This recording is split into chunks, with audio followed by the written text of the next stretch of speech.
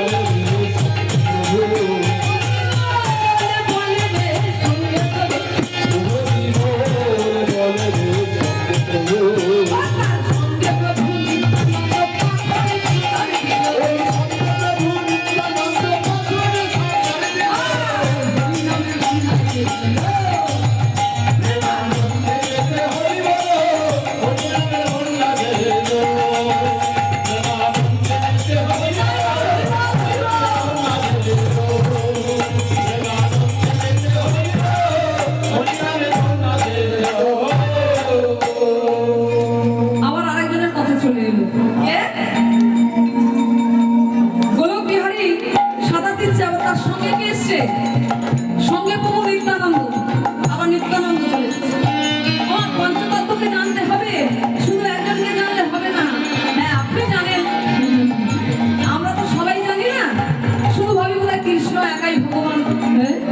না, পঞ্চতত্ত্বের একজন নিত্যানন্দ। নিত্যানন্দ গৌরহরির দাদা। নিত্যানন্দ যদি না থাকতো গৌরহরি এত সহজ করে নাম প্রেম বিলাতে পারতেন না। কেন নিতাই চাঁদই বলেছ, মেরেছে কলসিনী কানা, তা বলে কি প্রেম দেব না? যখন নিতাই চাঁদকে মেরেছিল তবুও বলেছে তিনি, ওরে তোরা নাম নে, তোরা একবার বল হরি বল। তাই সেই নিতাই চাঁদের কথা না বললে বড় কম হয়ে যাবে।